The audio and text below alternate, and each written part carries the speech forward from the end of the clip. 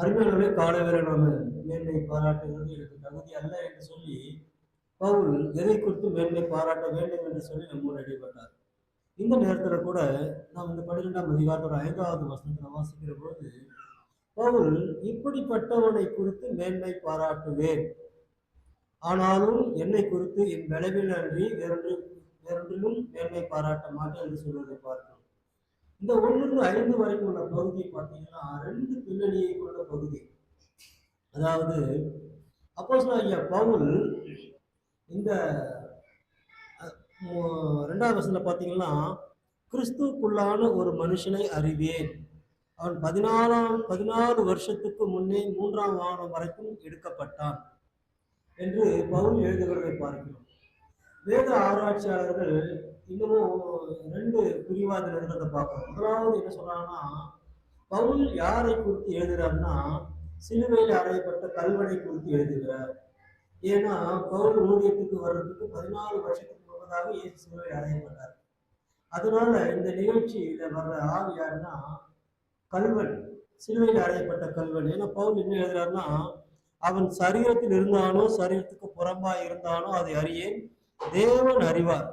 அந்த மனுஷன் பரதேசில் எடுக்கப்பட்டு மனுஷன் பேசப்படாத வாக்கு கெட்டாதுமாகிய வார்த்தைகளை கேட்டார் என்று அறிந்திருக்கிறேன். அவன் சரீரத்தில் இருந்தானோ சரீரத்துக்கு புறம்பாய் இருந்தானோ அதை அறியேன், தேவன் அறிவார் என்று சொல்லிட்டு இப்படிப்பட்டவனை குறித்து மேன்மை பாராட்டு சொல்லி பவுல் எழுதுகிறத பார்க்கணும்.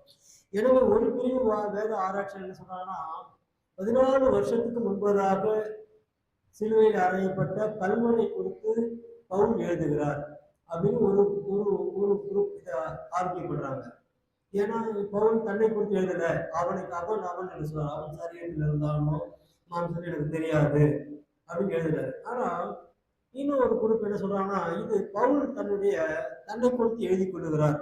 அவர் அங்கே 3ஆம் வானம் வரைக்கும் எடுத்துக்கொள்ளப்பட்ட போது அவர் எப்படி இருந்தார் என்ற நிலைமை அவருக்கு தெரியாது, எனவே அதை குறித்து எழுதுகிறார் என்று சொல்லி ஒரு பிரிவார் சொல்லுகிறத பார்க்கணும்.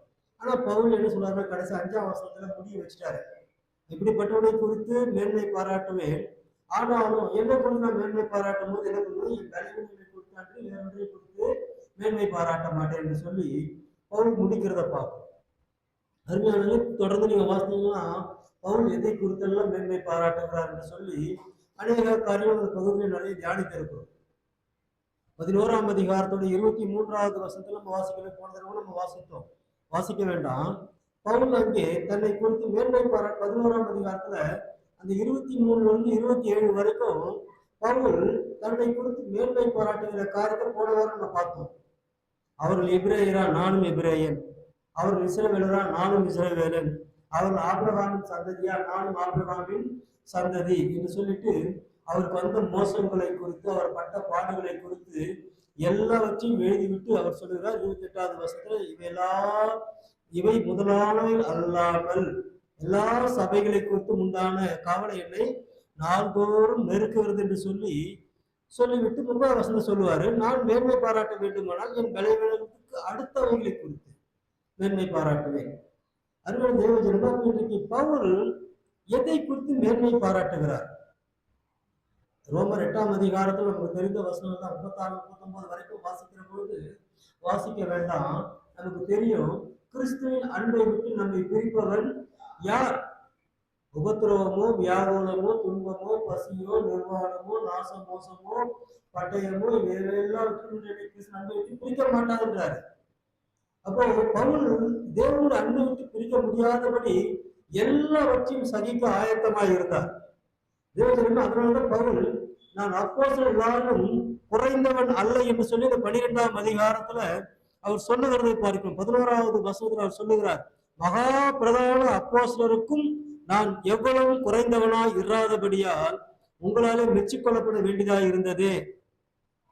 எந்த விதத்திலும் அவருடைய அப்போஸ்தலனாகிய பவுல் மற்ற சீஷர்கள் 12 சீஷர்களை காட்டிலும் குறைவானவன் அல்ல என்று சொல்லி பவுல் அங்கே சொல்லுகிறதை பார்க்கும். ஏனால் அதிகமாய் பிரயாசப்பட்டவர் என்று சொல்லி பவுல் சொல்லுகிறார். காலையில வாசித்தோம், பிலிப்பியர் 3ஆம் அதிகாரம் 8வது வசனத்தை வாசிக்கிற போது அங்க என்ன சொல்வார்னா, இயேசு கிறிஸ்து அறிகிற அறிவின் மேன்மைக்காக எல்லாம் நஷ்டம் என்று எண்ணுகிறேன். ஏன்னா இதுதான் பவுல் தன்னை குறித்து மேன்மை பாராட்டுகிற காரியம். கிறிஸ்து அன்பை விட்டு தன்னை பிரிக்க முடியாத ஒரு வாழ்க்கையை அவர் அங்கு மேன்மை பாராட்டுகிறார். அவர் ஒரு எபிரேயனாக இருந்தோம், எல்லா மகிமைக்குரியவராக இருந்தோம். ஒரு இடத்துல பவுலை அங்க அடிக்க போகிறார்கள். அப்போ ரோமன் கட்ட போகிறான். அவன் சொல்லுகிறான், நான் ரோமன். அவன் சொன்னவொன்னா கட்டுவதற்கு பயப்படுறான். ஏன்னா ரோமனுக்கு ரோமர்களை கட்டக்கூடாது. உடனே அவன் சொல்றான், பவுல் சொல்லுகிறான், நான் அந்த ரோமன் சொல்லுகிறான், நான் பெரும் பொருளை கொடுத்து ஸ்லாக்கியத்தை சம்பாதித்திருக்கிறேன் அப்படின்னு அர்த்தம். அந்த பதவிக்கு அவன் நிறைய பொருளை செலவு பண்ணி அந்த ரோமனுக்குரிய பதவி, அந்த அத்தாரிட்டி அவன் வாங்கியிருக்கிறான். ஆனா பவுல் சொல்றான், நான் அந்த ஸ்லாக்கியத்துக்குரியனாகவே பிறந்தேன். ஏன்னா அந்த பிறப்பே எனக்கு ரோமனுக்குரிய பிறப்பு, அத்தாரிட்டி. இவ்வளவு மகிமை, இவ்வளவு கணங்களை பெற்ற வேறொரு பவுல் அங்கே தன்னை தாழ்த்துகிறதை பார்க்கிறோம். தன்னுடைய வாழ்க்கையில கிறிஸ்து நன்மை பிரிக்க முடியாத அந்த மேன்மையை பாராட்டுகிறார். இங்க இதனுடைய வம்ச வரலாறை குறித்து மேன்மை பாராட்டுகிறத சொல்லுறதை பார்க்கிறோம். பிலிப்பியர்ல சொல்றாரு, எல்லாவற்றையும் தேவனை அறிவிக்காமல் விட்டு விட்டேன். இன்றைக்கு ஆண்டவருடைய பிள்ளைகள் நாம் எதை குறித்து மேன்மை பாராட்ட வேண்டும்? ஆவிக்குரிய வாழ்க்கையிலும் சரி, உலக காரியங்களை மேன்மை பாராட்டுவதற்கு நம்ம இங்க இருக்கிற அனைவருக்கும் யாருக்குமே பெரிய மேன்மை பாராட்டுற அளவுக்கு ஒன்றும் இல்லை. வேணா ஒருத்தரோட ஒருத்தர் கம்பேர் பண்ணிக்கலாம். எப்படி கம்பேர் பண்ணிக்கலாம்? இவங்களோட நான் பெட்டரு, இந்த உலகத்துல இவங்களோட நான் நல்ல ட்ரெஸ் போடுறேன், நான் நல்ல சாப்பாடு சாப்பிட்றேன், எனக்கு நல்ல வருமானம் இருக்குது, இவங்களோட நான் அழகா இருக்கிறேன்.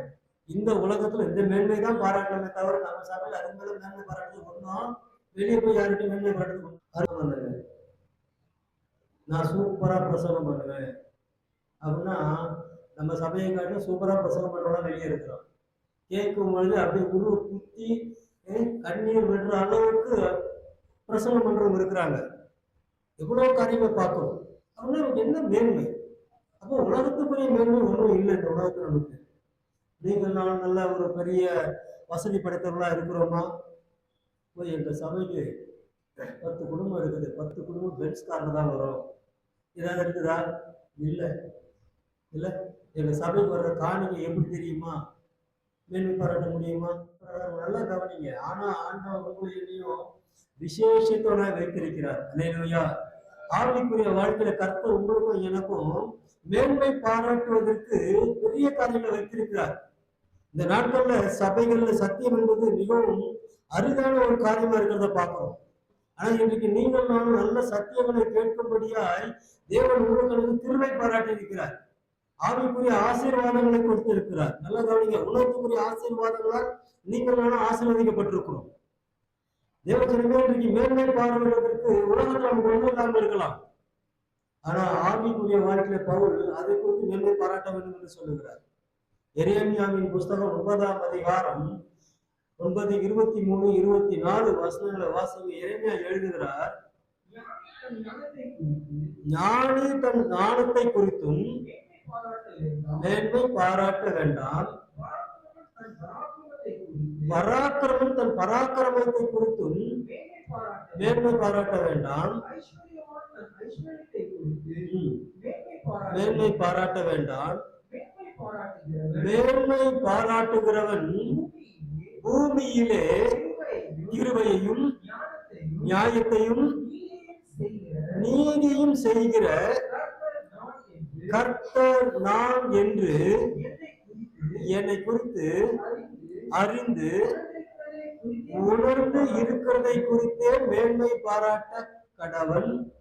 இவைகளின் மேல் பிரியமாய் இருக்கிறேன். தேவஜனமே, இன்றைக்கு ஆண்டோடைய பிள்ளைங்க எதை குறித்து மேன்மை பாராட்டணுமா? ஞானியுடைய ஞானத்தை குறித்தல்ல, பராக்கிரமுடைய பராக்கிரமத்தை குறித்தல்ல, ஐஸ்வர்யவருடைய ஐஸ்வர்யத்தை குறித்தல்ல. இந்த பூமியிலே கிருபையும் நியாயத்தையும் நீதியும் செய்கிற கர்த்தர் நான் என்று உணர்ந்து, இந்த உணர்வு தான் இன்னைக்கு உங்களுக்கு எனக்கும் கிறிஸ்துவுக்குள்ள மேன்மை பாராட்ட உதவக்கூடிய காரியம். உணர்வு. என் தேவன், அவர் சொல்றாரு, நான் தான் இதை செய்கிற தேவன் உணர்கிற உணர்வு வேணும். இவைகளின் மேல் பிரியமா இருக்கிறேன். இந்த உணர்வு இன்றைக்கு ஆண்டவருடைய பிள்ளைகளுக்கு இருக்குதா? இதான் இன்றைக்கு கேள்வி. 1 கொரிந்தியர் 1ஆம் அதிகாரம் 30ஆம் வசனத்துல வாசிக்கிற பொழுது இங்க பவுல் என்ன எழுதுறாருன்னா, மேன்மை பாராட்ட தக்கதாக அவரே தேவனால் நமக்கு ஞானமும் நீதியும் பரிசுத்தமும் மீட்புமானார். எரேமியா சொல்லுகிற பொழுது அவர் என்ன எழுதினார்னா, கிருபை, நியாயம், நீதி செய்கிற தேவன். இந்த உணர்வு இருக்கணும். பவுல் எழுதுகிற போது என்னன்னா, ஞானம், நீதி, பரிசுத்தம், மீட்பு. இந்த ரெண்டு காரியங்கள் அதிக முக்கியத்துவப்படுத்துகிறத பார்க்கிறோம். பரிசுத்தமும் மீட்பு. தேவ ஜனமே, இன்றைக்கு ஆண்டோடைய பிள்ளைகளுக்கு எதை குறித்து மேன்மை பாராட்டும் தெரியுமா?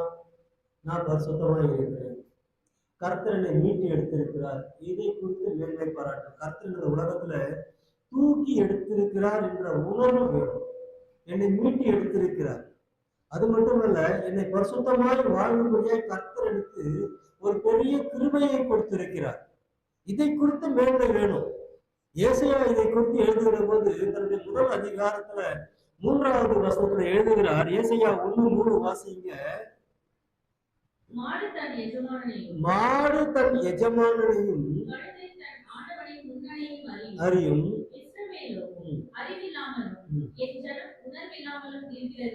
ஏசாயா சொல்லுகிறார், என் ஜனம் உணர்வு இல்லாமல் இருக்கிறது. மாட்டுக்கு கூட யார் எஜமானு தெரியுமா? கழுதைக்கு எஜமானுடைய முன்னாடி எதுவும் தெரியுமா? எது எஜமான வைக்கிற இடம் தெரியுமா? ஆனா இஸ்ரவேலரோ, தேவ ஜனமே, இன்றைக்கு நீங்கள் நான் எப்படி இருக்கிறோமா, உணர்வு இல்லாமல் இருக்கிறோம் என்று சொல்லி வேதம் ஏசாயா எச்சரிக்கிறதை பார்க்கணும். அருமையான, இன்றைக்கு தேவனுடைய பிள்ளைகளுக்கு உணர்வு, எதை குறித்து மேன்மை பாராட்டணும்? உணர்வு இருக்கணும். எதையோ குறித்து மேன்மை பாராட்டி கொண்டிருக்கிறோம். மாட்டுக்கு தெரிஞ்ச அந்த உணர்வு கூட மனுஷனுக்கு இல்லை, கழுதைக்கு தெரிஞ்ச அந்த உணர்வு கூட மனுஷனுக்கு இல்லை என்று சொல்லி ஏசாயா தொடர்ந்து அதிகாரம் முழுக்க நீங்க வாசி பார்த்தீங்கன்னா பல காரியங்களே ஏசாயா எழுதுகிறதை பார்க்கணும். தேவஜனமே, உணர்வுள்ள ஒரு கிறிஸ்தவ ஜீவன் இன்றைக்கு நமக்கு அவசியம். அதுதான் பவுல் எழுதுகிறார். எதை குறித்து மேன்மைப்படுத்தணும்னா, நமக்கு தேவன் கொடுத்திருக்கிற உணர்வு. உணர்வு இல்லாத கிறிஸ்தவன் செத்த கிறிஸ்தவன். நல்லா கவனிங்க. உலகத்தானுக்கு உணர்வு இல்லாம என்ன வேணாலும் செய்யலாம்.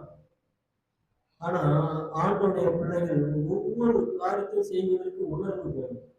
உணர்வோடு இருக்க வேண்டியது அவசியம். அப்படின்னா ஏசாயா முதல் ஒரு காரியத்தை அங்க எழுதுகிறார். எதுல உணர்வு இன்றைக்கு நமக்கு இல்லை அப்படிங்கறத எழுதுறாரு. 4ஆம் வசனத்தை வாசிங்க. ஐயோ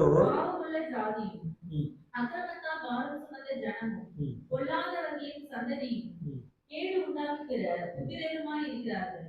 கர்த்தரை விட்டு இஸ்ரவேலின் பரிசுத்தருக்கு கோபம் உண்டாக்கி பின்வாங்கி போனார்கள்.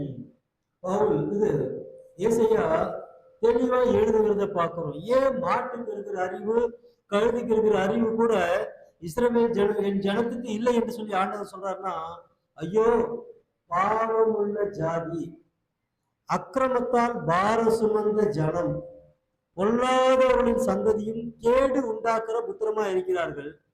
முக்கியமா சொல்ல வருது தெரியுமா? கர்த்தரை விட்டு இஸ்ரவேலின் பரிசுத்தருக்கு கோபம் உண்டாக்கி பின்வாங்கி போனார்கள். முதலாவது ஏன் ஆண்டவருடைய பிள்ளைகள் உணர்வு இல்லாதவர்களா இருக்கிறாங்கன்னா, பின்வாங்கி போகிற பேக் ஸ்லைடிங், தான் விழுந்துட்டேங்கிற ஒரு உணர்வு இல்லாதபடி அங்க இருக்கிறதை பார்க்கிறோம். நயகரா நீர்வீழ்ச்சின்னு சொல்லக்கூடிய ஒரு மிகப்பெரிய நீர்வீழ்ச்சி உலகத்துல உண்டு. அந்த நீர்வீழ்ச்சியில் நிறைய படகோட்டிகள் வர்ற டூரிஸ்டுகள்லாம் அந்த நீர்வீழ்ச்சிக்கு கொண்டு போய் நிறைய காட்டுவாங்க. அந்த படகு நீர்வீழ்ச்சி பக்கத்துல கொண்டு போவாங்க. ஆனால் அந்த நீர்வீழ்ச்சி விழுகிற இடம் பல 100 அடி ஆழம். அந்த இடத்துல விழுந்தா யாரும் பிழைக்க முடியாது. வரைக்கும் விழுந்து பிழைக்கதான் கிடையாது. அப்ப இந்த படகோட்டிய ஒரு படகோட்டி என்ன பண்றாங்கன்னா, அவன் படகை ஓட்டாத போது எல்லாரும் படகை கட்டி வச்சிருவாங்க.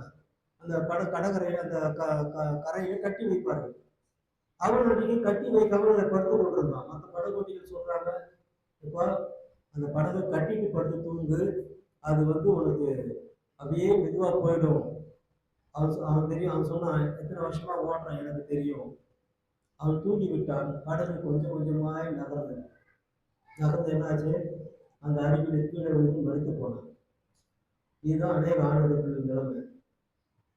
அநேக படகோட்டிகள் எச்சரிக்கிறது போல ஆண்டவருடைய பிள்ளைகள் தேவனுடைய வார்த்தை மூலமாய் அநேக எச்சரிப்பின் வார்த்தைகள் சபையில கேட்ட போது கூட இந்த உணர்வு இல்லாததுனால பின்வாங்கி போறோம். கொஞ்சம் கொஞ்சமா நல்லா பின்வாங்கி போறோம். யாரும் ஒரே நாள் விட்டு கொடுக்கல. ஒரே நல்ல பாவத்துல விழுந்து போறது இல்லை. நான் திடீர்னு பாவத்துல விழுந்துட்டேன் அப்படி யாரும் இல்லை. கொஞ்சம் கொஞ்சம் கொஞ்சமாய் பேக் ஸ்லைடிங் பவர். அங்கே ஏசையா எழுதுகிறார், கர்த்தரை விட்டு இஸ்ரவேலின் பரிசுத்தருக்கு கோபம் உண்டாக்கி. பின்வாங்கி போகிறது தேவனுக்கு கோபம் உண்டாக்கக்கூடிய காரியம். பின்வாங்கி போனார்கள் தேவ தினமே. இன்றைக்கு முதலாவது ஏன் உணர்வுனா பின்மாற்றம். பின்மாற்றம் ஒரே நாள் நடக்கிற காரியம் இல்லை. நான் மறுபடியும் சொல்றேன், கொஞ்சம் கொஞ்சமா கொஞ்சம் கொஞ்சமா. அதனால சொல்ற பிசாசுக்கு இடம் கொடாமல் பவுல் எழுதுகிறப்ப திசை சொல்ற பிசாசுக்கு இடம் கொடுப்பார். நீ இடம் கொடுத்தா உன்னை பின்வாங்கி போக செய்வோம். சங்கீதக்காரன் இதை சொல்லுகிற போது 14ஆம் சங்கீதம் 2-3 வசனங்கள்ல சங்கீதக்காரன் சொல்லுகிறார், தேவனை தேடுகிற உணர்வு உள்ளவன் உண்டோ என்று பார்க்க கர்த்தர் கண்ணோக்கினார். எல்லாரும் வழி விலகி ஏகமாய் கெட்டு போனார்கள். நன்மை செய்கிறவன் இல்லை, ஒருவனாகிலும் இல்லை. தேவஜனமே நல்லா கவனிங்க. தேவனை தேடுகிற உணர்வு. பின்மாற்றத்துக்கு காரணம் என்ன தெரியுமா? தேவனை தேடுகிற உணர்வு இல்லை. ஆண்டவரை தேடுவதற்கு போய் மற்ற எல்லா காரியங்களையும் தேடுறோம். விசேஷங்களை தேடுறோம், பண்டிகையை தேடுறோம், வீட்டுல ஃபங்க்ஷனை தேடுறோம், எல்லாம் தேடுறோம். ஆனா தேவனை தேடுகிற ஒரு தேவனை தேடுகிற போது அடுத்த வாரம் பார்த்துக்கலாம், அடுத்த வாரம் பார்த்துக்கலாம், அடுத்த கூட்டம் பார்த்துக்கலாம். தேவஜனமே பின்வாங்கி போவதற்கு தான் முதல் காரியம். உணர்வு இல்லாத ஒரு கிறிஸ்தவம். இன்னைக்கு உணர்வு இல்லாத கிறிஸ்தவம் அநேகம் இருக்கிறத பார்க்கணும். எல்லாம் கவனிங்க. சொல்ற தேவனை தேடுகிற உணர்வு உள்ளவன் உண்டோ? கர்த்தர் பார்க்கிறாராம். நீங்கள் நானும் யாரும் ஏமாற்றி கொண்டிருக்கிறோம். ரொம்ப ஜாக்கிரதையா இருக்கிற நாட்கள், கடைசி நாட்கள். ஆண்டவர் சும்மா இனிமேலும் வந்து ஐயா நீ என் பிள்ளை தூக்கி தூக்கிலாம் எடுக்க மாட்டாரு. அவனை நிர்விசாரத்துக்கு விட்டுவாரு, போனா போட்டுருவாரு. நான் சபையிலேயே அதான் சொல்றேன். தேவனுடைய பிள்ளையா தேவன் நம்ம பார்க்கிறாருன்ற பயம் இருக்கணும். தேவனை தேடுகிற உணர்வு இருக்கணும். சகோதரன் அழகா எழுதுகிறத பார்க்கிறோம். மதிக்கெட்டவன் தன் இருதயத்திலே என்ன சொல்லிக் கொடுக்கிறான்னா தேவன் இல்லை என்று சொல்லிக் கொடுக்கிறான். அடுத்த இந்த எங்களுடைய புதன்கிழமை ஒரு நாள் நிகழ்ச்சியில அந்த சகோதரனால தியானித்தோம். மதிக்கெட்டவன். மதிக்கெட்டவன் என்கிற வார்த்தைக்கு சரியான எபிரேய வார்த்தை தெரியுமா? நாவால். யார் இந்த நாவால்? துஷ்ட மனிதன். தாவீது கொன்று போட நினைத்த ஒரு துஷ்ட மனுஷன் நாபால். மதிக்கெட்டவன் அர்த்தம். அவன் மனைவி அபிகாயில் சொல்றா, அவன் பேரே துஷ்டன், மதிக்கெட்டவன். பேருக்கு ஏத்த மாதிரியே இருக்கிறான் நாபால். மதிக்கெட்டவன். தேவ ஜனமே இன்றைக்கு நல்லா கவனிங்க. ஆண்டோடைய பிள்ளைங்க இன்றைக்கு நம்ம தேவனை தேடுகிற உணர்வு நமக்கு இருக்குதா? அதுதான் அந்த சங்கீதக்காரன் சொல்லுகிறதை பார்க்கிறோம். 53ஆம் அதிகாரம் 22-3 வசனங்களையும் சங்கீதக்காரன் மறுபடியும் இந்த காரியத்தை, இந்த சங்கீதம் அதுக்கு ஒரு பெரிய ஒத்துமை உண்டு. மறுபடியும் அதை அங்க வலியுறுத்தி சொல்லுகிறதை பார்க்கிறோம். 2ஆம் வசனத்துல வாசித்தீங்கன்னா 53:2 தேவனை தேடுகிற உணர்வுள்ளவன் உண்டோ என்று பார்க்க தேவன் பரலோகத்திலிருந்து மனுபுத்திரை கண்ணோக்கினார். அவர் எல்லாரும் வழி விலகி ஏகமாய் கெட்டு போனார்கள். நன்மை செய்கிறவன் இல்லை, ஒருவனாகிலும் இல்லை. தேவஜனமே, இன்னைக்கு முதலாவது உணர்வு நமக்கு எங்க இருக்கும் தெரியுமா? எதை குறித்து மேன்மை பாராட்ட தெரியுமா? பரலோகத்தில் எனக்கு ஒரு தேவன் உண்டு. இந்த உணர்வு இருக்கணும். பின்மாற்றம் இருக்கக்கூடாது. ஆசையாய் பின்தொடர்ந்து பவுல் எழுதுவதை பார்க்கணும். ஒன்று நான் செய்கிறேன், பின்னானவைகளை மறந்து முன்னானவை நோக்கி நான் ஆசையாய் பின்தொடர்கிறேன். அதுக்கு நான் போயிட்டே இருக்கிறேன். தேவஜனமே, இன்றைக்கு ஆண்டோடைய பிள்ளைகள் முதலாவது தெரிஞ்சுங்க, பேக் ஸ்லைடிங், பின்மாற்றம். ஒரு நாள் கூட ஆண்டோடைய பிள்ளைகள் பின்மாற்றத்துக்கு இடம் கொடுக்குறாங்க. அதுக்காக தான் புதன்கிழமை ஒரு பிரேயர் வைக்கிறோம், வெள்ளிக்கிழமை சகோதரி ஒரு ஜெப கூட்டம் வைக்கிறாங்க, சனிக்கிழமையில முடிஞ்சா ஒரு கூட்டம் வைக்கிறோம். ஏன் நடுவில் வைக்கிறது தெரியுமா? சாக்கு போக்கு சொல்லி வீட்டில் உட்காந்துருக்கிறதுல சகோதரர்களுக்கு நான் சொல்றேன், சகோதரிகளுக்கு சொல்றேன், சாக்கு போக்கு சொல்லி நீங்க எங்களை ஏமாத்தல, சபையை ஏமாத்தல, அந்த சராசரனை உண்டாக்கி தேவனை ஏமாற்றி கொண்டிருக்கிறீர்கள். முடிவு பரிதாபம். ஆண்டோட நாமத்துல உங்களை எச்சரிக்கிறேன். நீங்க நினைச்சுக்கிட்டு இருக்கலாம், நான் நாளைக்கு விழுந்து எழுந்துருவேன், நான் நாளைக்கு கர்த்தர் தூக்கி நிறுத்துருவார்னு. இன்னைக்கு நீ தூக்கி நிறுத்த, இன்னைக்கு எழுந்து நிற்கலாம், நாளைக்கு கர்த்தர் தூக்க மாட்டார். இன்னைக்கு யாரை ஏமாத்திக்கிட்டு இருக்கோம்? தேவனை தேடுகிற உணர்வு ஆண்டோட பிள்ளைகளுக்கு இல்லாம இருக்கிறத பார்க்கிறோம். பாவத்துல வாழ்ந்து கொண்டு பாவத்தோடு இருந்து கொண்டு நான் கர்த்தர் ஒரு நாள் ரட்சித்திருவார், தூக்கிடுவார், எல்லாம் ஃபியூச்சர் டென்ஸ் தான், நோ பிரசன்ட் டென்ஸ். தேவஜனங்கள் நல்லா கவனிங்க. எல்லாருக்கும் இந்த எச்சரிப்பு தான் என்னோட சேர்த்து. நம்முடைய தேவன் யார் என்கிற உணர்வு முதல்ல நமக்கு இருக்கணும். அவருடைய கண்கள் உலகமெங்கும் சுற்றி பார்க்கிற கண்கள், எதுவுமே அவருக்கு மறைவானது இல்லைங்கிற இந்த உணர்வு நமக்கு இருக்கணும். முதலாவது தேவனுடைய பிள்ளைகளுக்கு எந்த உணர்வு வேணும்னா, மேன்மை பாராட்டுறதுக்கு தேவனை குறித்த அறிவு, அந்த உணர்வு வேணும். பின்மாற்றம் கூடாது. பின்மாற்றம் உங்களை கொஞ்சம் கொஞ்சமா கொஞ்சம் பாருங்க, ஒரு 2 வாரம் 3 வாரம் வராமல் இருந்து பாருங்க, உங்களுக்குள்ள என்ன மாதிரி ஆவி இருக்குதுன்னு நீங்களே தெரிந்து கொள்ள முடியும். ஒரு நாளைக்கு பைபிள் படிக்காம இருந்து பாருங்க. ஆனா இருக்கிறோம், நம்ம சபையிலேயே இருக்கிறோம். வேதத்தை தொடாதபடி, படிக்காதபடி, ஜெபிக்காதபடி எல்லாம் இருக்கும். அப்படின்னா நீங்க பின்மாற்றத்துக்குள்ள இருக்கிறீங்க, உங்களுக்கு முதல் அடையாளம். அப்போ உணர்வுள்ள ஒரு வாழ்க்கை நமக்கு வேண்டும் என்று சொல்லி இங்கே பவுல் சொல்லுகிறதை பார்க்கிறோம். மார்க்கின் புஸ்தகம் 7ஆம் அதிகாரம் 18வது வசனத்தை வாசி, 18ல இருந்து வாசிங்க. புறமே இருந்து மனுஷனுக்குள்ளே போகிறதொன்றும் அவனை தீட்டுப்படுத்த மாட்டாதென்று நீங்கள் அறிந்து கொள்ளவில்லையா? அது அவன் இருதயத்தில் போகாமல் வயிற்றிலே போகிறது. எல்லா போசனைகளின் அசுத்தமும் படிக்கிற ஆசிரிய வழியே நீங்கி போகும். மனுஷனுக்குள்ளே இருந்து புறப்படுகிறதே மனுஷனை தீட்டுப்படுத்தும். மனுஷனுக்கு உள்ளே இருந்து புறப்படுகிறதே மனுஷனை தீட்டுப்படுத்தும். 2வது ஒரு காரியம் தேவனுடைய பிள்ளைகளுக்கு நல்லா தெரியணும். இருதய சுத்தம் மிக மிக அவசியம். இந்த உணர்வு நமக்கு இருக்கணும். மனுஷன் சாப்பிடுறது ஆண்டவர் சொல்றார், அது இருதயத்துக்கு போகாதான், அது வயிற்று வழியாய் போய் ஆசன வழியாய் வெளியே போயிடும். அப்போ ஆனா அதனால அது உன்னை தீட்டுப்படுத்தாது.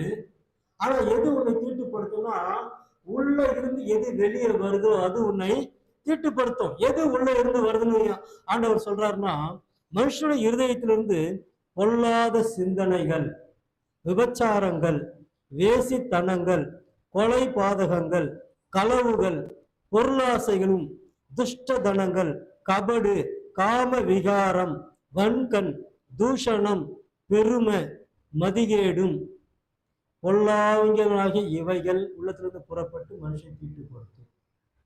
தேவஜன்ம 2வது நமக்கு ஒரு உணர்வு இருக்கணும். என்னுடைய இருதயம் எப்பவுமே சுத்தமா இருக்கணும். சுத்த இருதயத்தோடு உன்னை காத்துக்கொள் என்று சொல்லி நீதிமொழிகளை சாலமன் சொல்லுறத பார்ப்போம். ஏன் சுத்த இருதயத்தோடு காத்துக்கொள்ளணும்? அதிலிருந்து ஜீவ ஊற்று புறப்படும். இன்னைக்கு உன் வாயிலிருந்து வர்ற வார்த்தை ஜீவ ஊற்றா? நான் அதே தான் நீதிமொழிகளை மறுபடியும் சாலமன் சொல்றாரு. நாவின் மரணமும் ஜீவனும் நாவின் அதிகாரத்தில் இருக்கிறது, அதன் கனியை விரும்புகிறவர்கள் அதை புசிப்பார்கள்.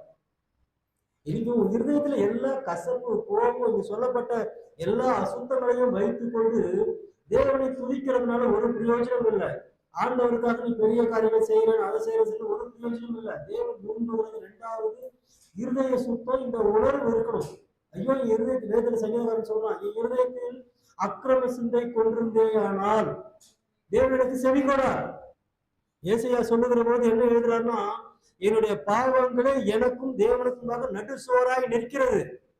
அந்த சுவரை ஒரு நாளும் தகர்க்க முடியாது. அது தகர்க்கப்பட்டால் மட்டுமே தேவனுடைய ஆசீர்வாதத்தை பெற்றுக்கொள்ள முடியும், தேவனுக்கு விடுதலையை பெற்றுக்கொள்ள முடியும். இன்னைக்கு ஏன் அநேகர் விடுதலையோட இல்லை, ஏன் அநேகர் பாவத்தில் சிக்கொண்டு இருக்கிறோம்னா, இன்னும் நம்முடைய இருதய சுத்தம், தேவன் விரும்புகிற இருதய சுத்தம் நமக்குள்ள இல்லை என்று சொல்லி பார்க்கிறோம். இது உன்னை தீட்டுப்படுத்தும். தீட்டானது ஒன்றும் தேவனுடைய பரலோகத்துக்குள்ள பிரவேசிக்க முடியாது. வெளிப்படுத்தல வாசிக்கிறோம், எதெல்லாம் பிரவேசிக்கும். அதுல ஒரு வார்த்தை போடப்பட்டிருக்கும், தீட்டானது பரலோகத்துல பிரவேசிக்கும். தேவ ஜனமே, இன்னைக்கு நீங்களும் நானும் ஆண்டுடைய சமூகத்துக்கு வந்திருக்கிறோம். எப்படிப்பட்ட இருதயத்தோடு வந்திருக்கிறோம்?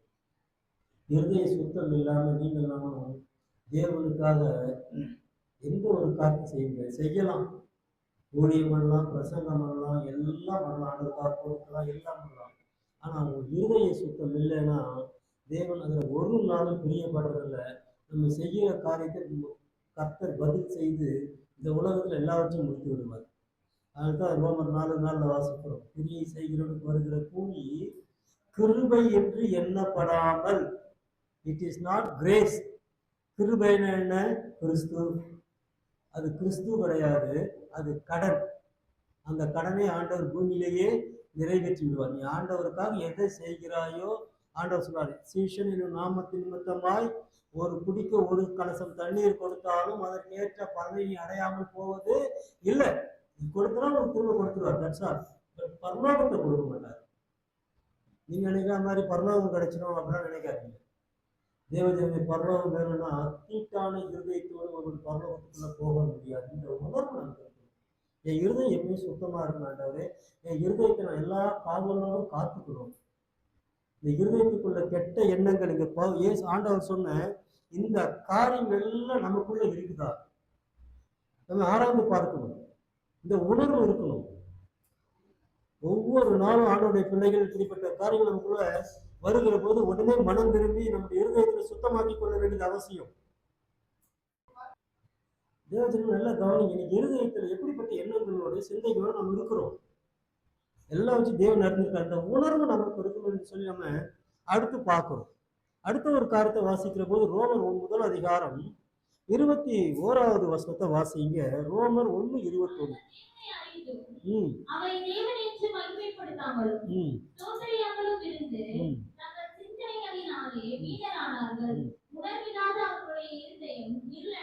மூன்றாவது இருள் அடைந்த இருதயம். முதலாவது நம்ம பார்த்தோம், ஏன் உணர்வு இல்லைன்னா பேக் ஸ்லைடிங், பின்மாற்றத்துக்கான இருதயம். ரெண்டாவது நாளைக்கு ரட்சிக்கப்படலாம் அப்படின்னு சொல்ல பின்மாற்றத்துக்கான இருதயத்துக்கான முதல் அடையாளம் நாளைக்குன்னு சொன்னாலே நாளை உனது இல்லை. முதல்ல தெரிஞ்சுங்க, இன்றே ரட்சணிய நாள். Today is the day of salvation. இன்றைய ரட்சணை நாள். நீ இன்னைக்கு ரட்சிக்கப்படல, நாளைக்கு உன்னுடைய ரட்சிப்பை போஸ்ட்பான் பண்ற, நாளைக்கு தள்ளி போடுறேன்னா நாளைக்கு என்ன நடக்கும்னு உனக்கு தெரியாது. காலங்கள் கர்த்தருடைய கருத்துல இருக்கிறது. தேவஜனம் நல்லா கவனிங்க. அப்போ முதலாவது நம்ம பார்க்கறது என்னன்னா, இந்த பின்மாற்றம் நமக்குள்ள இருக்கக்கூடாது, பின்மாற்ற இருதயம் இருக்கக்கூடாது. ரெண்டாவது நம்ம பார்த்த காரியம் இருதய சுத்தம். இந்த உணர்வு இருக்கணும். நான் இருதயத்துல எப்பயும் சுத்தமா இருக்கணும். நான் செய்கிற பவுல் சுத்த மனசாட்சியோடு ஆராதித்து வருகிற கர்த்தர். சுத்த கையோடு செய்தேன். சுத்த மனசாட்சி நீங்க தெளிக்கப்படுகிற ரத்தம் என்று சொல்லி பார்க்கணும். ஆண்டவர் ரத்தம் நம்முடைய இருதயத்தை சுத்தமாக்கும், பாவங்களற குற்றங்களற சுத்தமாக்கும். அருமையில எப்படிப்பட்ட இருதயம் நமக்கு இருக்குது? ரெண்டாவது சுத்தமாக்கப்பட்ட இருதயமா? யாருடைய இருதயத்தை யாரும் பார்க்க முடியாது. கணவனோ மனைவியோ யாரும் யாருடைய இருதயத்தை அறிய முடியாது. நம்முடைய இருதயங்களை அறிந்திருக்கிறவர் ஆண்டவர். ஆனா இன்னைக்கு மனுஷனுக்கு பயப்படுறோம், ஆனா தேவனுக்கு பயப்படுறது இல்லை. இதான் நமக்கு இருக்க பெரிய வித்தியாசம். தேவனுக்கு பயப்படணும், ஏன்னா இருதயத்துக்கு சொந்தக்காரர் அவர் தான். இருதயத்துக்கு சொந்தக்காரர் யாருன்னா கணவனும் மனைவியும் அல்ல.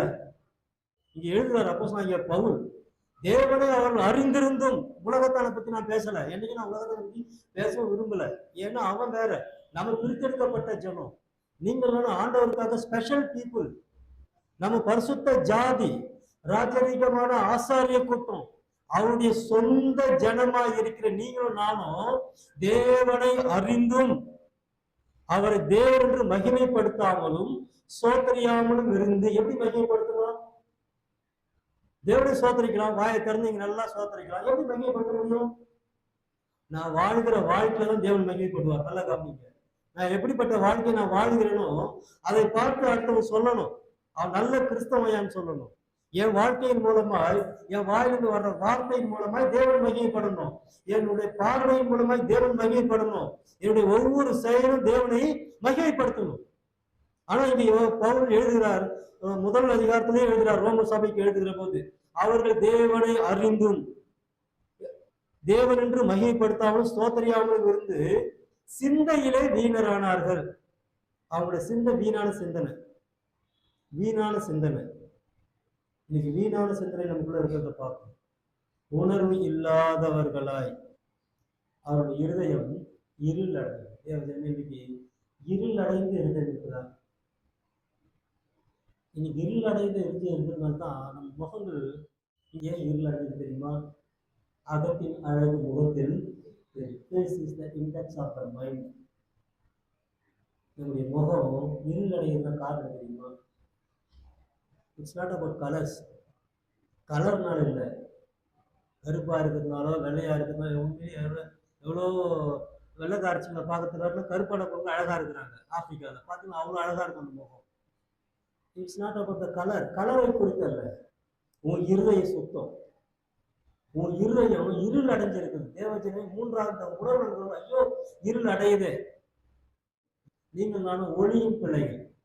வசனம் சொல்லுது, you are the light, children of light. ஏன்னா நம்முடைய தேவன் ஒளியா இருக்கிறார். அல்லேலூயா. அப்ப நாம எப்படி இருக்கிறோம்? இன்னைக்கு இருதயம் இருள் அடைந்து இருக்கிறதுனால அந்த இருளை போக்குவதற்கு நம்ம முயற்சி பண்ணல. இருளை போக்குன்னா என்ன பண்ணணும்? வெளிச்சம் கொண்டு வரணும். வெளிச்சம் வரணும். லைட்டு போட்டா வெளிச்சம் வரும். இயேசு உள்ள இருந்தாதான் அந்த இருதயம் பிரகாசிக்கும். இயேசு ஏன் உள்ள இருக்க முடியல? தேவஜனமே, இன்னைக்கு இந்த உணர்வு நமக்கு இருக்கணும். என் இருதயம் சுத்தமா இருக்கணும்பா, ஆண்டவர் இருதய சுத்தத்தை கொடுங்கன்னு சொல்லி ஆண்டவரத்துல கேட்கணும். அடுத்த ஒரு காரியத்தை வாசிக்கலாம். அதே ரோமர் முதல் அதிகாரத்துல 31வது வசனத்தை வாசிங்க.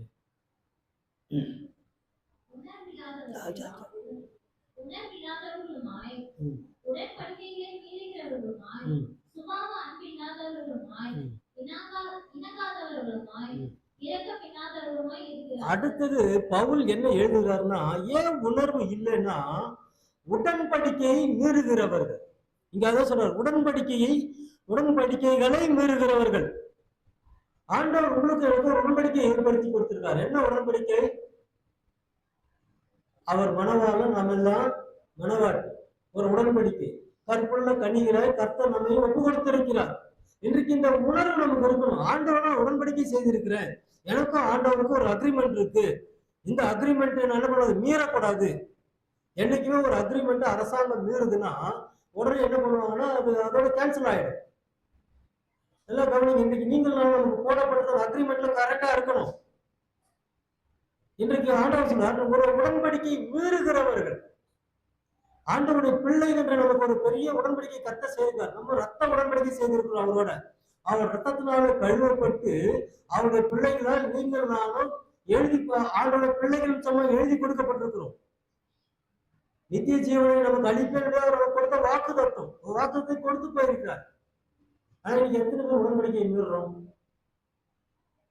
இவ்வளவு நேரம் நான் ஜெபிப்பேன், இவ்வளவு நேரம் பயில் படிப்பேன், இவ்வளவு ஊழியம் செய்வேன், எல்லாம் செய்யணும். ஆனா எத்தனை நாளைக்கு அதை நம்ம செய்யறோம்? உடன்படிக்கையை மீறுகிறோம். பரிசுத்தமாய் வாழும்படி அழைக்கப்பட்டிருக்கோம், உடன்படிக்கையை மீறுகிறோம். யோபத்தில் சொல்லுவது போல யோபு 31 என்ன சொல்றாரு? முதல் வசனத்துல, என் கண்களோட உடன்படிக்கை பண்ணினான். தேவஜனமே, நம்ம கண்ணோட ஆண்டவருக்கு உடன்படிக்கை பண்ணி இருக்கிறோம். ஆண்டவரை அசுத்தமானதை நான் பார்க்க மாட்டேன், அசுத்தங்களை பார்க்க மாட்டேன், தேவையில்லாத சீரியல் பார்க்க மாட்டேன். நான் உங்களுக்கு அடிக்கடி சொல்றேன், பைக்ல போகும்போதோ வரும்போதோ நடந்து போகும்போதோ எதிர ஒரு பொண்ணு வருது, ஒரு பையன் வந்து பார்க்கணும், நேருக்கு நேர் பார்க்கறது வேற.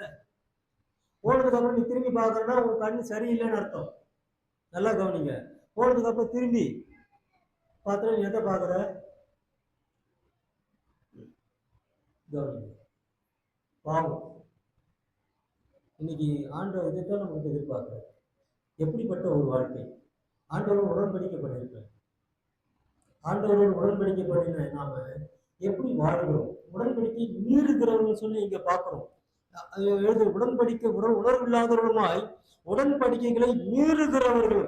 ஏன் உடன்படிக்கை மீறணும் தெரியுமா? அங்கே பவுல் தொடர்ந்து எழுதுறார். ஏன் மீறணும் தெரியுமா? சுபாவ அன்பு இல்லாதவர்கள். இயேசு மேல அன்பா இருக்க வேண்டியவர்கள் இயேசு மேல அன்பா இல்லை. இயேசுவை விட்டு இன்னொரு நேசிக்கிற, நீ இன்னொருத்தரை நேசிக்கிற, அதான் உனக்கு சுபாவ அன்பா இருக்குது. நீ எரேமியாவில் இஸ்ரவேல் யூதா ஸ்திரியை கொடுத்து, யூதா சகோதரியை கொடுத்து, இஸ்ரவேல் சகோதரியை கொடுத்து, நீங்க எல்லாம் கடந்த நாட்கள் நம்ம எரேமியா புஸ்தகத்தில் கொஸ்டின் திரும்ப படிச்சிருப்போம். எவ்வளவு துரோகம் பண்ணார்கள் எழுதியிருப்போம். அருமையாகவே கவனிங்க நல்லா. இங்க பவுல் எழுதுகிறார், சுபாவ அன்பு இல்லாதவர்கள். இயேசு மேல உனக்கு அன்பு இல்லைன்னா உன் பார்வை உலகத்துல தான் போகும், உலகத்தின் காரியங்கள் தான் போகும். அடுத்தது சொல்றாரு, இணங்காதவர்களும். இணங்கி போக மாட்டோம், ஆண்டோடைய காரியங்களை இணங்கி போகாம அப்படியே ரஃபா நிற்கிறது. இணங்காதவர்கள். ஏன்னா அந்த உடன்படிக்கை நான் சொல்றது தான் கரெக்ட், நான் செய்யறது தான் கரெக்ட். இணங்காதவர்களும். அடுத்து இரக்கம் இல்லாமல் இருக்கிறார்கள். இப்படிப்பட்டவைகளை செய்கிறவர்கள்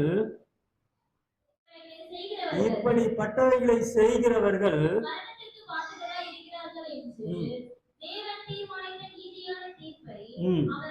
அவர்கள் அறிந்தும், நல்லா கவனிங்க, என்ன அழகா பவுல் எழுதுற, எவ்வளவு எச்சரிப்பு பாருங்க. இந்த வசனம்லாம் படிக்கும்போது நடுமணம் உடம்பு இல்ல, சுவாப அன்பு இல்லாம, ஆண்டவர் மேல அன்பு இல்லாம உடன்படிக்கையை மீறினா, அவங்க சொல்றாரு, இதை செய்கிறவரும் மரணத்துக்கு பாத்திரர். மரணத்துக்கு பாத்திரம் என்று தேவன் தீர்ப்பு செஞ்சுட்டாராம். நீ இப்படி செஞ்சா நீ மரணத்துக்கு தான், நீ சாவறதுக்கு தான் லாக்கின ஆண்டவர் தீர்ப்பை எழுதி வைத்தும் கூட, இதை அறிந்திருந்தும் கூட அவைகளை தாங்களே செய்கிறதும் அல்லாமல் அவைகளை செய்கிற மற்றவர்களுக்கு பிரியப்படுவதுமா. அதனால்தான் ஏன்னா இடத்தோட ஜனம் ஏன்னா இடத்தோட சேரும் சொல்லுவாங்க. நீ யாரோட பழகுறியோ அதை வச்சே கண்டுபிடிச்சிடலாம். உன் நண்பன் யார் என்று சொல். Tell me about your friend and tell about you. உன் நண்பன் யாருன்னு சொல்லி நான் உங்களை பற்றி சொல்றேன். உன் ஃப்ரெண்ட்ஷிப் யாரு கூட இருக்குதோ, உன் குடும்பம் எந்த குடும்பத்தோட ஐக்கியம் வச்சிருக்குதோ அதை வச்சே கண்டுபிடிச்சிடலாம் நீ மரணத்துக்கு பாத்திரனா இருக்கிற. ஆண்டவர் சொல்ற சுபாவ அன்பு. நீங்க ஆண்டவர் சுபாவ அன்பு இருக்குதா? இயல்பான அன்பு இருக்குதா? ஆண்டவரை நேசிக்கிறோமா? சும்மா Jesus loves you, I love Jesus சொல்றதுல பிரயோஜனம் இல்லை. நான் கூட ஒவ்வொரு நாள் காலையில் எழுந்து இந்த வார்த்தை சொல்லுவேன். ஆண்டவர் கொஞ்ச நேரம் துதிப்பேன், சோத்தரிச்சுட்டு சொல்லுவேன், ஆண்டவரே ஐ லவ் யூ ஜீசஸ், நான் அவங்க நேசிக்கிறப்பா, இன்னைக்கும் நான் அவங்க நேசிக்கிறேன், இன்னைக்கும் நீங்க எனக்கு போதும்னு சொல்லுவேன். சொல்லிட்டு அடுத்து சொல்லுவேன், ஐ டை எவ்ரிடே. ஆண்டவரே ஒவ்வொரு நாளும் சாருவேன். ஒவ்வொரு நாள் காலையிலும் மை கன்ஃபெஷன் இடம். ஏன் தெரியுமா? இன்னைக்கு தேவ ஜனமே இந்த உணர்வு பவுல் இங்க அழகா எழுதுகிறத பார்க்கணும். சுவாம அன்பு இல்லை. ஆண்டவர் மேல உங்களுக்கு அன்பு, நீ தப்பு பண்ண மாட்டேன். நீ உன் கணவனை நேசித்தனா அடுத்த புருஷனை பார்ப்பியா, அடுத்த மனைவியை பார்ப்பியா? உன் பெற்றோர்களை நேசித்தனா அடுத்த ஆளை நீ பார்ப்பியா? பார்க்க மாட்டேன். அதே விதமா தான் எல்லா காரியமா இருக்கட்டும். நீ ஆண்டவரை நேசிக்கிற சுவாப அன்பு உனக்கு வந்து அடுத்த நீ கை நீட்டி லஞ்சம் வாங்க மாட்டேன். அடுத்தனுடைய காரியத்தில் எப்படி வேணா இருப்ப. கவனிங்க. இன்றைக்கு அடுத்து ஆண்டவர் சொல்றாங்க, பவுல் எழுதுகிறார், தேவன் அறிந்திருக்கிறான், தேவனுக்கு தெரியும், இவங்களுக்கும் தெரியுமா. சுவாப அன்பு இல்லைன்னா உங்ககிட்ட நீ மரணத்துக்கு பார்க்கிறேன்னு சொல்லி தேவன் எழுதி கொடுத்த தீர்ப்பு அவனுக்கு தெரிஞ்சு அவன் தப்பு பண்றான்னா அவன் உண்மையிலேயே மரணத்துக்கு பார்க்கிறானா இருப்பான்னு சொல்லி பவுல் எச்சரிக்கிறான். உணர்வடையுங்க. ஏன் உணர்வு இல்லை? பவுல் அடுத்த காரியத்தை சொல்கிறார். வேகமாய் கடந்து போகலாம். எபேசியரின் புஸ்தகம் 4ஆம் அதிகாரம் 19-20 வசனங்களை வாசிங்க.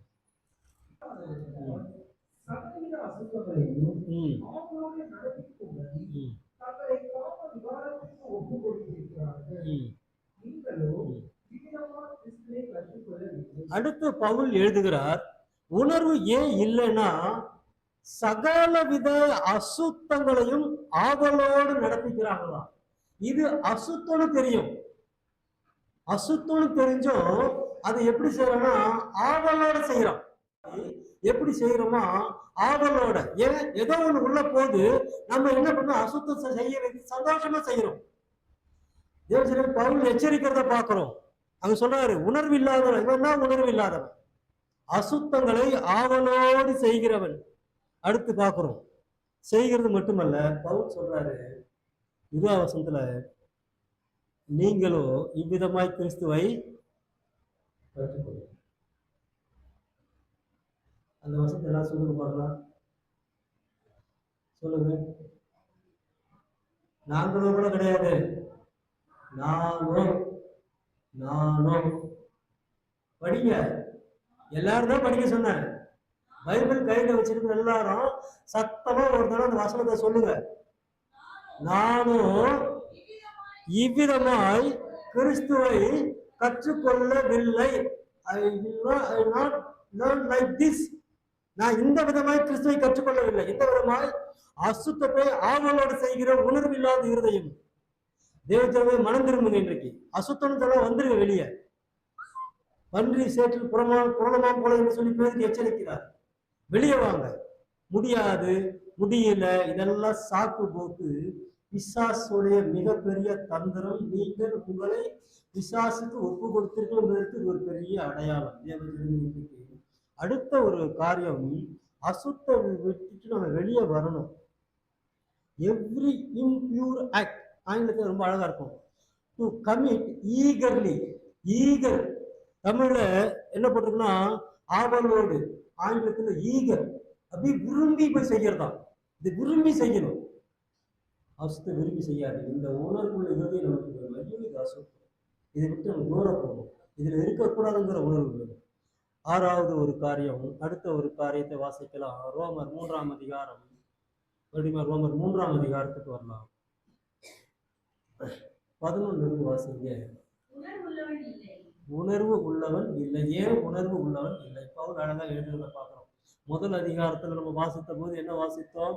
தேவனை அறிந்தோம், உணர்வு இல்லாமல் இருதயம் இருளடைந்தது. முதல் அதிகாரத்துல எழுதினார், இருளடைந்த இருதயம். ஆனா 3ஆவது அதிகாரத்துக்கு வரும்போது பவுல் என்ன எழுதினார்னா, உணர்வு உள்ளவன் இல்லை. ஏன் உணர்வு உள்ளவன் இல்லை அப்படின்னா, அதுலயே பதிலையும் எழுதுறாரு, தேவனை தேடுகிறவன் இல்லை. அதான் தேவனை தேடணும். உணர்வு எப்ப வரும்னா, ஒரு மனுஷனுக்கு தேவனை தேடதான் வரும். அறிவு எப்ப வரும்னா, ஒரு மனுஷன் படிச்சாதான் அறிவு வரும். ஒருத்தருடைய பலகீனம் போகணும், ஒரு வியாதி இருக்குதுன்னா டாக்டரால போய் மாத்திரை வாங்கி சாப்பிட்டாதான் என்ன ஆகும்? சுகமாகும். அந்த உணர்வு இருக்குது இல்ல. ஆனா இங்க ஏன் உணர்வு இல்லைன்னா, அவன் தேவனை தேடல. தேவனை தேடுவதற்கு பதில் அவன் உலகத்தை தேடுகிறான். நல்லா கவனிங்க, இந்த உணர்வு இல்லாத உணர்வுள்ளவன் இல்லைன்னு சொல்றாரு. அப்ப உணர்வு இல்லைன்னா என்ன நடக்கும் சொல்லி பின்னாடி எழுதுறாரு பாருங்க. பவுல் 12வது வசனத்துல எழுதுறாரு, எல்லாரும் வழி தப்பி ஏகமாய் கெட்டு போனாரு. நான் முதல்ல சொன்ன பேக் ஸ்லைடிங், பின்மாற்றங்கிற உணர்வு நமக்கு இருக்கணும். ஐயோ பின்மாற்றம் நம்ம கூட வாழ்க்கையில வருது, நம்ம கொஞ்சம் பின்னாடி போகணும், இன்னைக்கு சரியா இல்லைங்கிற உணர்வு வரணும். அது இல்லைன்னா கொஞ்சம் கொஞ்சமா அந்த பின்மாற்றம் வழி விலக செய்யும். சிம்சோனை குறித்து வேதத்துல வாசிக்கிறோம். கர்த்தர் அவனுக்கு நசரேய விரதத்தை கொடுத்தார். அவன் மேல் சவரன் கத்தி படக்கூடாது, நசரேய விரதமுள்ளவன் திருமணம் செய்யக்கூடாது. தன் தகப்பனாகிய மனாசை இடத்திலும் தன் தாய் இடத்திலும் சொல்றான், எனக்கு அந்த பெண் வேணும் என்று சொல்லி. அவங்க சொல்றாங்க, எப்ப நசரேய விரதம். ஆனாலும் அவன் ஒரே பிள்ளையா இருக்கிறதுனால போறாங்க. போகிற வழியிலே அங்கே ஒரு சிங்கம் வருகிறது. சிங்கத்தை அவன் கிழித்து போடுகிறான். அது தனது தகப்பனாருக்கும் தாயாருக்கும் தெரியாது. ஆனால் திரும்பி வருகிற போது தான் கிழித்து போட்ட சிங்கம் எப்படி இருக்கும் என்று சொல்லி பார்க்க போகிறான். அந்த சத்த சிங்கத்துக்குள்ள தேன்போடு இருந்தது. வழி விலகி போனான் என்று சொல்லி வேதத்துல வாசிக்கிறோம். அருமையானது நல்லா கவனிங்க. இருக்கு ஏன் உணர்வு இல்லைன்னா தேவனை தேடல. ஏன் தேவனை தேடனா? வழி விலகி போயிட்டான். ஆண்டவர் ஒரு வழியை காட்டினார். வேதம் சொல்றது, தேவன் மனுஷன் செம்மையாய் உண்டாக்கினார், ஆனா அவனும் அவன் இருதயத்துக்கு ஏற்ற வழியை தெரிந்து கொண்டான். அதுதான் இயேசுடைய பிரசங்கத்துல சொல்றாரு, கேட்டுக்கு போகிற வாசல் விரிவாயும் வாசல் அகலமாயும் இருக்கிறது, அதில் பிரவேசிக்கிறவர்கள் அநேக. ஆனா பரலோகத்துக்கு போகிற வாசல் இடுக்கம் நெருக்கமாயிருக்கிறது, கண்டுபிடிக்கிறவர்கள் பெத்தேல் எத்தனை பேர் கண்டுபிடிச்சிருக்கு? நான் என்ன விசுவாசிக்கிறேன்னா, பெத்தேலே இதை கண்டுபிடிச்சிருக்கோன்னு விசுவாசிக்கிறேன். பெத்தேல் இருக்கிற ஒவ்வொருவரும் கண்டுபிடிச்சு விசுவாசிக்கிறேன். தேவஜனமே, முதலாவது ஏன் தேவனை உணர்வு இல்லைன்னா அவன் தேவனை தேடலை, வேற எதையோ தேடுறான். ரெண்டாவது, அவன் தேட ஆரம்பிக்கூடிய விளைவு என்னன்னா, அவனுக்கு வழிவிலகலாம். கொஞ்சம் வழிவிலகலாம் போதும், கொஞ்சம் பிசாசுக்கு இடம் கொடுத்தா போதும், அவன் அப்படியே நம்மை கொண்டு போயிடும், முழுவதுமா அவனுடைய கண்ட்ரோலுக்குள்ள கொண்டு போயிடும். அவர்கள் ஏகமாய் கெட்டு போனார்கள் என்று சொல்லி அங்க பவுல் எழுதுகிறத பார்க்கிறோம். 13வது வசனத்தை வாசிக்கலாம். பிரேத குழி நாவுகளால் யாருக்கு வஞ்சனை செய்யறாங்க? மனுஷருக்கு இல்ல. நல்லா கவனிங்க. நாவால் எப்படி ஒரு மனுஷன் வஞ்சனை செய்ய முடியும்? எல்லா அசுத்தங்களையும் தேவனுக்கு பிரியமில்லாத காரியத்தெல்லாம் பேசிட்டு இருதயத்துல தொண்ட பிரேத குழியம் உள்ள சாவுக்கு சாவு என்ன சொன்னார்? வெள்ளடிக்கப்பட்ட கலரைகள் தான் இருக்கும், உலர்ந்த எலும்புகள் தான் கிடக்கும், செத்து போன நிலைமை தான் கிடக்கும். இந்த மாதிரி தொண்டையை வைத்துக் கொண்டு வாயினால வஞ்சகம் பண்ற. என்ன பண்ற?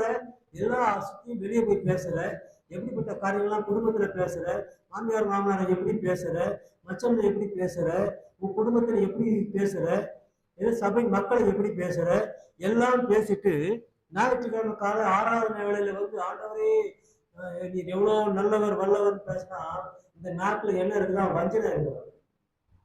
நீ அங்க உண்மையா இருந்தா இங்கேயும் உங்க நாக்கு உண்மையா இருக்கணும். எல்லாம் தொழுது கொள்ளாத. இதான் ஆண்டவர் எதிர்பார்க்கிறார். செஞ்சு மாட்டிக்கிறத விட செய்யாம இருக்கிறது நல்லது. பேசாம வேணாம், அமைதியா உட்காந்து போகும்.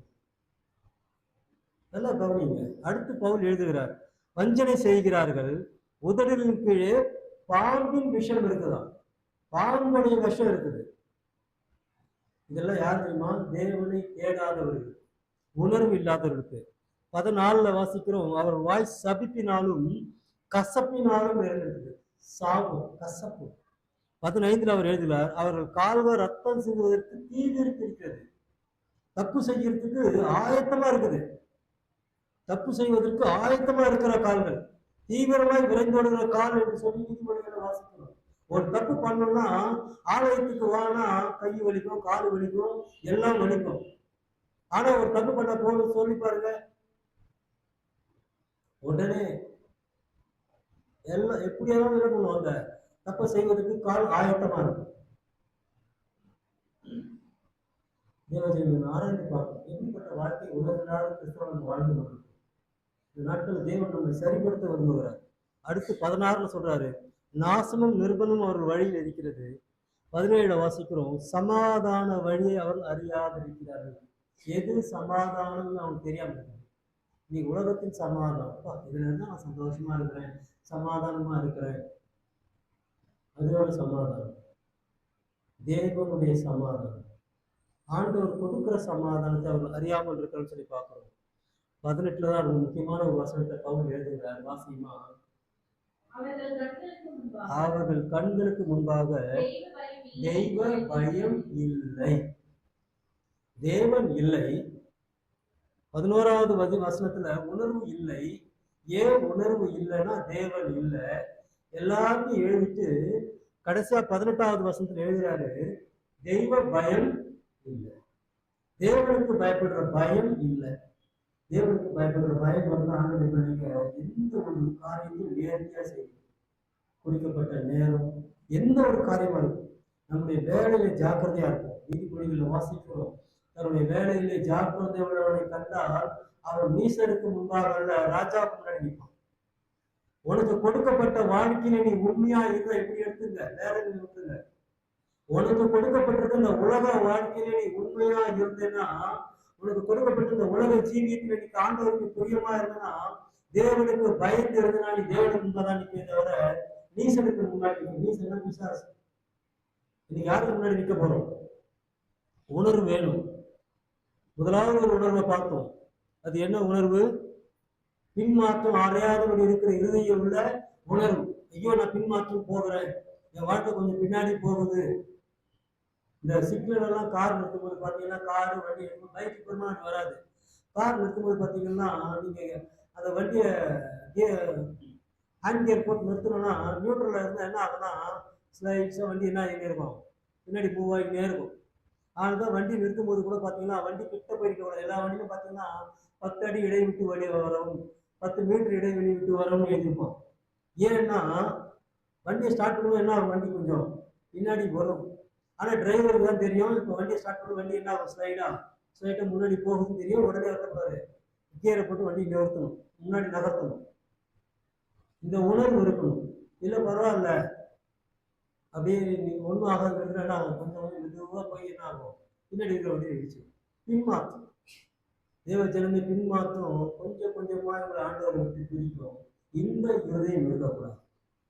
அந்த உணர்வுள்ள இருதயம். 2வது உணர்வுள்ள இருதயம் என்ன வேணும்னா சுத்தம். இருதய சுத்தம்.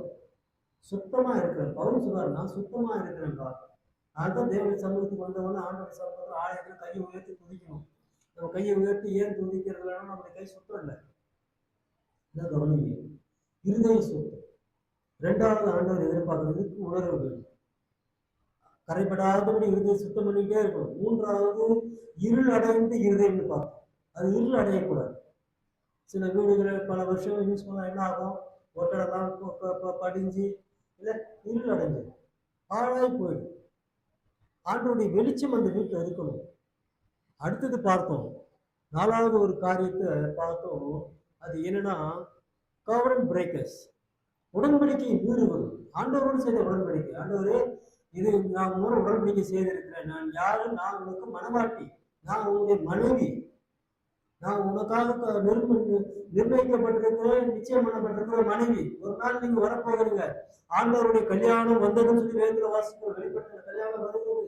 மனவாட்டி தன்னை அலங்கரித்துக் கொண்டார். ஒவ்வொரு நாளும் அலங்கரித்துக் கொள்ளணும். என்ன அலங்காரம்? பரிசுத்தம். இன்னைக்கு பரிசுத்த அலங்காரம் எப்படி இருக்கு தெரியுமா? தேவ ஜனம் இருள் அடைஞ்ச இருதயம், தேவன் உடன்படிக்கையை மீறிட்டோம், உடைக்கிறோம். ஒவ்வொரு முறையும் நாம நல்லா கவனிங்க. ஒவ்வொரு முறையும் நீ தவறு செய்கிற போது தேவனோட உடன்படிக்கையை உடைக்கிற. நீ உடைக்க உடைக்க ஒரு நாள் என்ன ஆகும்? எல்லாம் நொறுங்கி போயிடும். Be careful. நீ உடன்படிக்கை அநேக நேரம் மீறுகிறோம். நல்லா தேடணும். நீங்க செய்யற ஒவ்வொரு தப்புக்கும் யோசிக்கணும். ஆண்டவரை நான் உடன்படிக்கையை மீறிட்டேன். இந்த வார்த்தையை நான் பேசக்கூடாதுன்னு நினைச்சேன், ஆனா நான் அவங்கள்ட்ட போய் பேசிட்டேன். அவங்களுக்கு செய்யக்கூடாதுன்னு நினைச்சேன், ஆனா என்ன பண்ணிட்டேன்? செய்துட்டேன். தேவ ஜனமே, இன்றைக்கு ஆண்டவரோட செய்த உடன்படிக்கையை நீ மீறினா அவன் நிலைமை மோசம் சொல்லி நம்ம வாசிக்குவாங்க. அடுத்தவங்க பார்த்தோம், சகல வித அசுத்தங்களையும் ஆவலோட செய்யுது, ஆசையா செய்யுது, பாவத்தை ஆசையா செய்யுது. பாவத்தை ஆசையா செய்யும்போது சந்தோஷமா இருக்கும். நல்லா கவனிங்க. பாவத்தை ஆசையா விரும்பி செய்யும்போது சந்தோஷமா இருக்கும். ஆனா அதுக்கு பிறகு அந்த இருதயம் நல்ல சூழ்நிலைக்கு வந்த பிறகு இருதயம் வாதிச்சு வாதிச்சு வாதிச்சு கடைசியா ஒரு நாள் ரெண்டு வழிதான் இருக்குது. ஒண்ணு, ஆண்டவர் பக்கமா வருவதற்கு மனம் விரும்புவான், இல்லை ஆண்டவருக்கு விலகி போவான். வேற ஆப்ஷனே கிடையாது. ஸோ அடுத்தது, அசுத்தத்தை ஆவலோடு செய்யாது. உங்க உடையில அசுத்தம் இருக்கக்கூடாது, உங்க பேச்சுல அசுத்தம் இருக்கக்கூடாது, உங்க கொடுக்கல் வாங்கல் அசுத்தம் இருக்கக்கூடாது, உங்களுடைய பண விஷயத்துல அசுத்தம் இருக்கக்கூடாது. தேவன் சுத்தம் உள்ளவர். அவர் மகா பரிசுத்தர். சுத்தத்தை விரும்புகிற தேவன். கடைசியா பார்த்தோம், ஏன் உணர்வு இல்லைன்னா தேவன் இல்லை. அவர்கிட்ட தேவன் இல்லை, தேவனும் இல்லை, தெய்வ பயமும் இல்லை. தேவனுக்கு பயப்படுற பயம் இருந்தா எப்படி இருக்கணும்?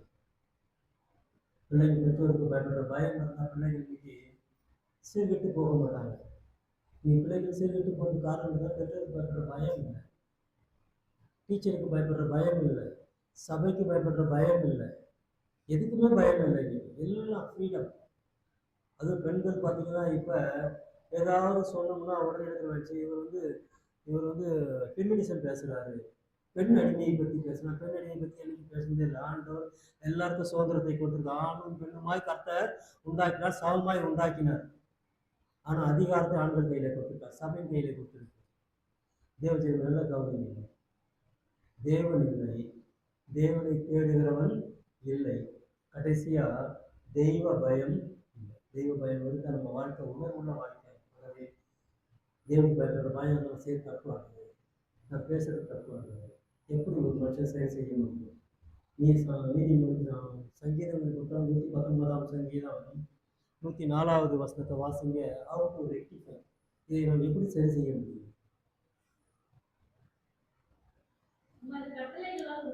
உமது கட்டளைகளால் உணர்வு அடைந்தே, ஆதலால் எல்லா பொய் வழிகளையும் நான் வெறுக்கிறேன்.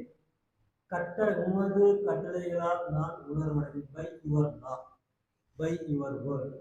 எந்த மனுஷன் 1000 பிரசங்கம் அல்ல, இன்னும் 2000 பிரசங்கம் பண்ணாலும், இன்னும் வல்லமையான ஊழியக்காரன் அப்படியே வல்லமையா எச்சரித்து இருதயம் குத்தி பிடிக்கப்பட்ட ரத்தம் வர்ற அளவுக்கு உடைய பிரசங்கம் பண்ணாலும் உணர்வு இல்லைன்னா பிரயோஜனம் இல்லை.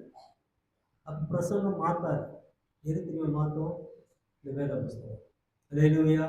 இந்த வேத புஸ்தகம் வாசமா உம்முடைய கட்டளைகளால், பை யுவர் லா, உங்களுடைய வசனத்தினால், பை யுவர் வேர்ட், உங்களுடைய வார்த்தையினால் நான் என்ன பண்ணேன்?